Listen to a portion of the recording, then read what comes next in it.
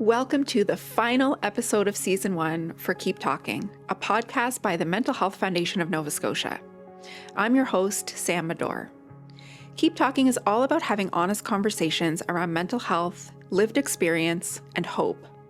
In this episode, we're joined by Mario Rolle, a mental health advocate dedicated to advancing social justice and strengthening the well-being of African Nova Scotian and Black communities.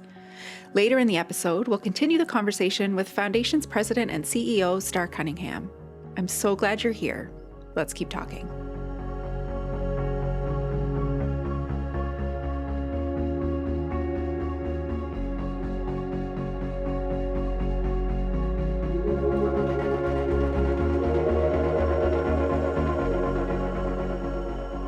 Please be advised, this conversation may contain discussion of suicide. I am here with Mario Rolle. Hey, Mario. How you doing? I'm good. How are you? I'm doing well. Thanks for having me here. I'm so excited. We've just met for the first time. It's great to meet you. And Mario, you've been involved with the Mental Health Foundation for a number of years in different capacities and been a mental health advocate for a number of years. Where did the passion for that work start? I'm going to launch right into a tough one. Wow. Where did it start? See, now you get me. I think it started when, from my mother's belly, right? And she was like, hey, you're going to help. Take. She's like, you're going to help people. But truly, when I moved here, I'm originally from the Bahamas. When I moved here back in 2009, I wanted to do something. I wanted to give back. I married into community, the community of East Preston. And basically, I wanted to help the community. Mm-hmm. And so from there it was like, how do I help community in a positive light? Mm-hmm. And so, mental health, for years and years and years, the word was tabooed. Yes. And so, I just ran with it, right?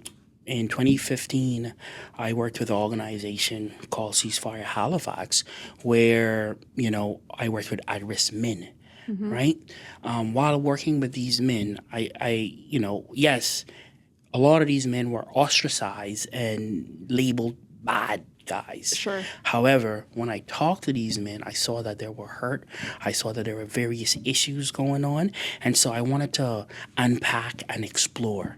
And unpack and explore that, we can dive deep into that. But, I think it started back in, I would say, 2015 is when I really started doing work.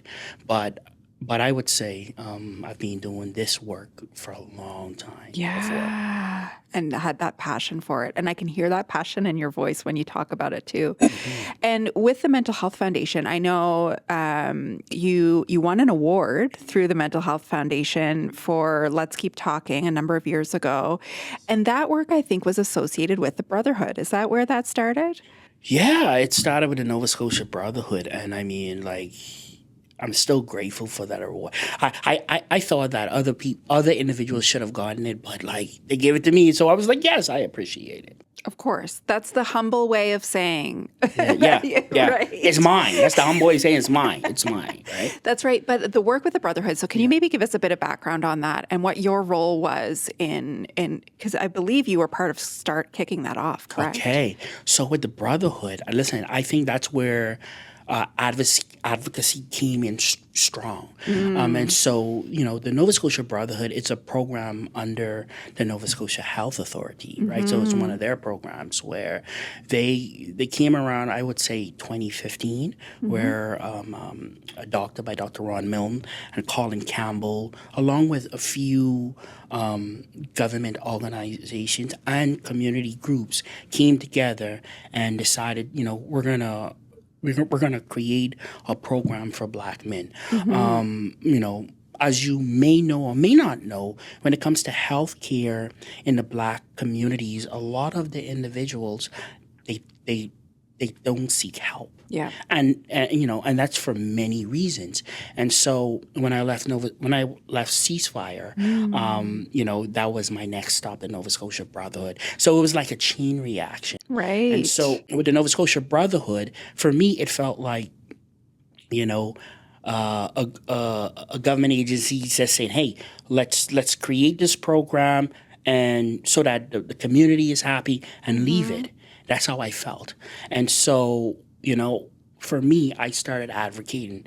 The advocacy first started within, right? Because at the time I was working part time, and so going to university, having a family, and basically getting paid part time wasn't working. Right. And so, I had to advocate for a full time position. And so from there, working with the health authority, as well as working with community groups, I met a few ladies from the Mental Health Foundation. And they supported us. Like, from I first met them back in, I would say 2017, 2018, Okay. they were like, "Hey, we can help you. We can support this group. It seems like a great idea." Yeah. And so, just supporting communities, they were going out trying to find the funding for us. And we're grateful and appreciative for Mental Health Foundation. Yeah. So I would say the Mental Health Foundation watched me progress into the position. And when I say watch me, it like when I started with the Nova Scotia Brotherhood, I was a community liaison. Then I moved into a navigator position. Then I moved into a supervisor position. Right. And then I moved into the first Black Central Zone health service manager. Oh, wow. Right? That's amazing. And so when I left the health authority back in 2022. And the good thing about that is before I left, we advocated for the Nova Scotia Sisterhood, Yes. which is now in place and running stronger than ever, as well as the health service manager is of African descent, and both teams, the Brotherhood and the Sisterhood, are now strong. It's so great, and we've done some funding for the sisterhood as well. It's just both of them are such great programs. Yes. And would you say is the success of, just speaking specifically to the Brotherhood, what do you say has been the success of that program over the years? Men coming. Once before. I thought you were going to say you. Well, it's always going to be me. But right. Just to see men talk. Yeah, showing up. Yeah, and showing up. This Yeah. is something that, I've never seen in my lifetime. There at the Brotherhood, what we tried to do, no, I wouldn't say try. What we did is we created innovative programming Yeah. for these men. So, we have the barbershop talk, the Black Men's Summit, a car show. Like we I didn't hear about that one. there was a car show. So at that time, we did a lot of innovative things to bring these men. So the key was to bring them out, right? The program, let's say a barbershop, the free haircut or free meal, that's going to bring anyone out, right? Yeah. And when they come out, we present them with a theme. Right? One day can be healthy relationships. The next day can be domestic violence. Right? It all depends on, the facilitator that we bring in and the topic we decide to choose. And creating that safe space. And through the theme, that's how, or not through the theme, sorry, but through the venue, that's kind of how the safe space is created. If you're just going to get your hair cut or whatever, that's how it starts. And then you can have that serious conversation while you're there. Listen, it seems like you're in my head. It's safe space, exactly. Safe space and relationship, right? Because the thing is, you can have I wouldn't even call safe space. Let's step back a little bit. We used to use the word safe, right? Now, nothing's really safe. Okay. Right? Yeah. But it's a brave space. Oh, I like right? that. Yeah. It's a brave space where individuals can come in and they can talk. They can be vulnerable without judgment. Yeah. Without any laughter, right? Yeah. They can share, right? Especially too, depending on the topic. Like, so, most recently our topics are around domestic violence. And, that's no laughing matter. No. However, I've seen guys cry. I've seen them laugh, with I would call it brotherhood, right? So these barbershops are, I mean, they're doing a lot for community, and we're thankful. We're thankful for our sponsors. Even too, a segue from that. With the support of the Mental Health Foundation, we started to do a program called Engaging African Nova Scotian Men and Boys around domestic violence. And, that's been going strong, right? We've had, right now, we projected to have about, I would say, 50 men, but I would say we had so far over 110 men men and boys that show up for these sessions, right? Wow. Even from there, we've even decided to support my company, Scotia Winds of Change, and we've done a Black Men Summit Yes. every year. And so There's one coming up. So there's one coming up, May the 22nd to the 24th. Yes. Right? And there's going to be a session around healthy relationships as it relates to the domestic violence. Right? That's so important. And how do you have those conversations?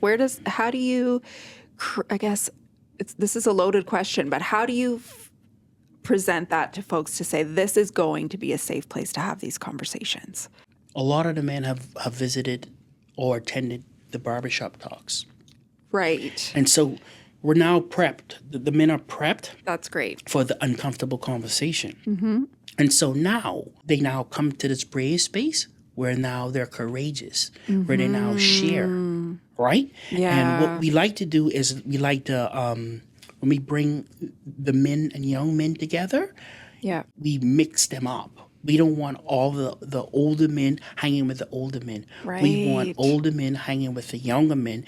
So there could be some sort of mentorship. Oh, that's great. Right? And the mentorship is key, right? Because a lot of times when we think about mentorship, we think about someone older mentoring someone younger or someone smarter. That's what we think about. But here again, it can go vice versa. Right. The young person can mentor the older person. Wow. We tell them, leave your biasness at the door. Yeah. Right? For sure. Yeah. We're coming here all to learn. Yeah. Including the facilitators, the promoters, everyone who's involved with it. Bias and a little bit of ego maybe too, right? Because if you're potentially interacting with somebody who's younger who might know more than you or whatever that looks like. That's so great. Yeah. And so is there sort of social time during that as well, during the summit, or would it mostly be something that's pretty structured in terms of a program? Oh, listen to me. Let's put it like this. It's a little bit of everything. And I say everything. Is that your tagline? Yeah, it's a little bit of everything. Let me explain. Love it. So right now the summit is going to be at the Tim Hortons camp. I got to send out a shout out to them. They've, taken care of us, I would say, for the last maybe 3 years. Amazing. That's in Tatamagouche. Tatamagouche. That's great. Right? Yeah. And so that space for 3 days is our space. Right?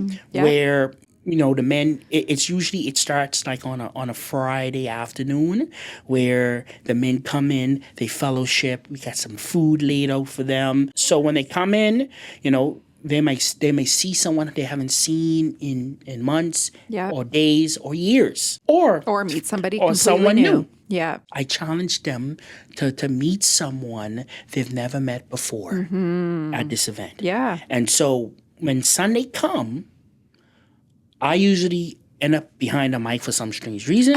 I end up behind the mic and then I ask a random man, who have you met? Tell me a little bit about that person. That's amazing. Right? Yeah. So structure starts off with a meet and greet. We would probably have someone come in, a group come in, or an individual come in, and they, do a performance. And then we go into a 3-hour workshop. Yeah. And the workshop is interactive. It's just not someone talking at us. It's people talking with us. So important. And so from there, you get a break, I would say maybe supper. Then you have time to walk around the facility, enjoy some of the amenities they have there.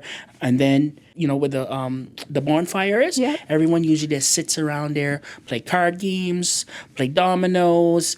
The doctor that I told you about, my partner, business partner, Dr. Milne, he'll always bring his guitar. And so guess what? Amazing. When he pulls his guitar out, you have Everyone two or starts three. singing. Well, not only that, you have 2 or 3 other guys have their instruments in their car. And then all of a That's sudden great. you have a band playing 8 o'clock, 9 o'clock in the night, everyone's singing straight into the moonlight until 12, 1 o'clock. And then we do the same thing over again Yeah. on Saturday. And that's that relationship building piece. Relationship building. Absolutely. That's amazing. And then you've got word of mouth too. So it sounds like that's a huge part of it, is either through the barbershop Yes. conversations, you find out about the other things that sort of stem from that. Yes. And then once you're at the summit, you have the word of mouth for next time. Yes. The good thing about the summit right now, the posting went out on the 16th at 9 o'clock. At, I would say, 9:30, we were booked out. Oh my gosh. 120 men. That's amazing. Right? 120 men with about 52, it could be more, On a the wait on the list. wait list. That is amazing. And that speaks Right? volumes for the benefit of this program. Big time. And you mentioned Scotia Winds of Change. So you've transitioned into that position. And what does that look like for you day to day? So with Scotia Winds of Change, right now it's a young non-for-profit organization, right? And it has various tiers. And so right now, one of our structures is programming, right? And so because we're so small, collaboration and relationship building is key. Yeah. And so we've collaborated with the Nova Scotia Brotherhood, as well as other service groups in the community. One of our main goals is to connect with the province. So we have men from Truro, Yarmouth, Cape Breton that they sit with us, so that when it comes to problems. So Yeah. we say problems, but the government knows it as gaps, right? and so Yep. what we do is, we bring them to the table and we say, what gaps are you seeing in your community? We don't just create the programs. Right. We're being advised by community members. You're And responding to what the community is telling you they need. Yes, Yeah. exactly. Yeah. And also too, the news. And so winds of change, if individuals want to come out, or they want to connect with us, or they want us to come in their community, they reach out to us. Right, And so yeah. one of the goals is to build it, right? Where there can be a navigator to help support individuals. There are counselors there to help, counsel, depending on whatever the needs are, right? I see it as a holistic hub, right? Oh, I love that. That provide resources. We don't want to just cater to the men. We want to cater to the family. Okay. I didn't say the women. I say the family, yeah, everyone. yeah. Right? The unit. The unit. So right now I keep on saying but we have a program for the children. It's called Rhythm and Rhyme. And what that is, it's a dance group that help promote and empower young boys and girls when it comes to self-esteem, to help them build their self-esteem. Oh, I love that. So right now, when people say, "What are you doing for this group or this group?" It's a work in progress. Right. Because the same way we're having a summit for the men, stay tuned, everyone. We're gonna have a summit for the women. That is so great. And to your point of responding to what the community needs are, that's almost exactly what we do at the Yes. Mental Health Foundation Yes. too. It's listening to communities across the province and seeing what those needs are and being able to pivot so that you can make sure that you're meeting the needs. Yeah, and I would say I can send a shout out to Star, because when I first met her and the team, they brought me in the room and they told us what they were about. Because from a community, we didn't know what Mental Health Foundation was. Right. Right? Yep. And when they came in, they sold that idea and we took it. Yeah. Right? And we used that framework that Mental Health Foundation used. Yeah. Oh, Right? that's excellent. Right? Yeah. Our goal is to be sustainable. Right? Because when fundings are done, this work needs to continue. That's absolutely right.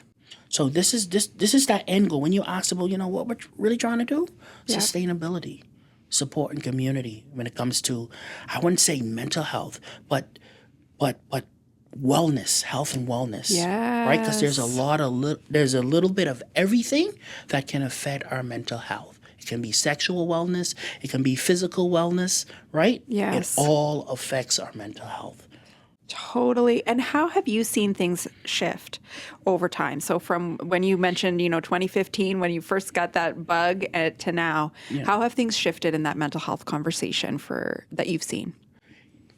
Huge. Yeah. We still need a lot more help, but I've seen it switch huge. Even language has shifted, I think. Everything, right? Because I'm going to tell you, back in 2015, my plan wasn't to be a therapist. Okay. I was running away from being a therapist. You understand?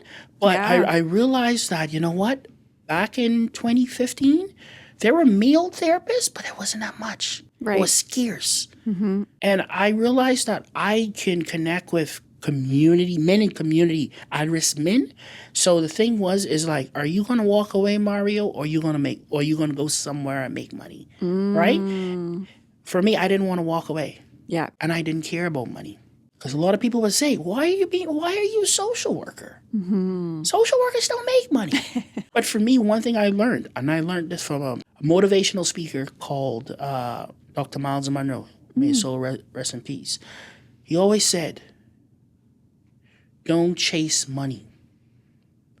If you find something that you like, master it, and money will chase you. Oh, that is good. And that's something that's stuck in my head. Yes. I love working with people. Yep. I love our communities.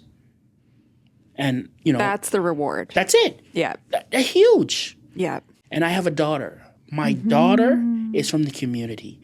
One of these young men, sons or daughters, might want to date my daughter. So I need to make sure that everyone's healthy and safe, because I need to make sure there's a safe, That's right. there's a healthy young man or woman dating my daughter. Oh my goodness, that's great. And Mario, I could talk to you for a very long time, but I just want to ask you one final question, which I ask all of the guests is, what do you do to find joy? Especially in any position where you're dealing with mental health and wellness, sometimes it can feel heavy. And what do you do to actively seek out joy for you? Well, self-care is important. Yes. Taking care of you is important, right? You know what brings me joy? Disney World. Oh, I was not expecting that. Disney World. I love it. Right? Yeah. It's a root. I think that's. I'm going to say a line, but I think that's from Chuck E. Cheese's. It's a real cool place to be a kid. Yes. Right? I went to Disney World, and I was able to impact everything. I enjoyed myself. My family enjoyed themselves.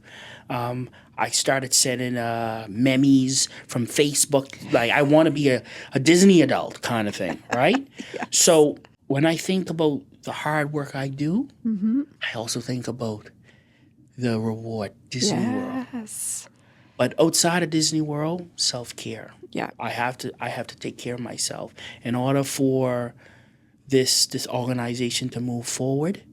We have to take care of ourselves. Absolutely. A therapist needs a therapist. Yes, that's Right? so important. And what I'm hearing too is a little bit of silliness too. Yeah. You have to. You have to. Right? Yeah. Because the work that we do is huge. Yeah. Right? Especially when we talk about, we can look at, the programming we do, but let's say, for instance, by trade, I'm a therapist. Yes. And so I've heard stories, disheartening stories. I've worked with victims. I've worked with accused men. Yeah. Right? And when we talk about accused men, we talk about domestic violence. I'm talking about accused men who have done the unthinkables. Yes. And then when you sit down and you talk to those individuals, you find out that they were once a victim. Right. Right? Yeah. And that's heavy, because now you're seeing their side, you're seeing the victim side, and then you see what the media says. Right. And now you got to take all of that. Most times, a lot of us take it home. And that's where self-care becomes so important. It's important. Yeah. Else we dump those traumatic experiences, or we pass those traumatic experiences onto our family members. And that's where these conversations, like you were talking about the barbershop talks and Yes. those things, are so important. Yes. Because you're getting it out. Yes. People are having those open conversations. Yes. People are vulnerable. You cannot heal unless you're vulnerable. Oh, well, there's our ending line right there. You cannot heal unless you're vulnerable. That's so true. Yeah. Absolutely. Thank you so much for this conversation. It's been really great getting to know you. Thank you. Thank you for inviting me. We are continuing our conversation with Star. Hi, Star. Hi, Sam. I just had a great chat with Mario. He's an awesome guy. Just met him for the first time. It's like we were buddies for a long time. He has that impact. He has that effect on people. I think so. Yeah, no, it's so great. And he loves the Mental Health Foundation, talked a lot about his connection throughout the years in different capacities, oftentimes in the grant side of things. But one thing that I found interesting was that, you know, when he was working with the Brotherhood, that they basically took a lot of the framework that the Mental Health Foundation has and incorporated that into theirs in terms of, you know, listening to community members throughout the province and finding out what those needs are rather than trying to, you know, decide on your own what the needs are. Just actually have those conversations in community. Which is so critically important. Yeah. And I'm very happy to hear that because anything that we can do to pass along the message that it's more important to listen and react to what communities need than to bulldoze or go in and say, this is what we think you need. I'm all for that. Yeah, because otherwise, why? Like, what's the point, right? There is no point. Yeah. And it allows you to be nimble and to be very proactive, which is important because something that's a priority at one point of the year may not be a priority at that same point the next time. So it gives the community the ability to adapt and evolve and for us to be able to meet the needs. Yeah, absolutely. And I think having that listening as the focus, I think helps with one thing that he said too was, I wrote it down because I cheated. He said, you cannot heal unless you're vulnerable. And they create spaces where people feel comfortable being vulnerable. And then he called it a brave space where people can feel comfortable. And I think if you go in with that listening mindset, that's already set up for that environment. And you know, that's the environment that you want to establish for helping someone who's struggling with their mental wellness too. So Totally. it kind of works that's the way we want to talk to communities, and that's the way we should talk to people who are struggling and looking for help. Absolutely. It was a really great chat. It was awesome. I'm great. Thanks, Star. Yeah, thanks very much, Sam.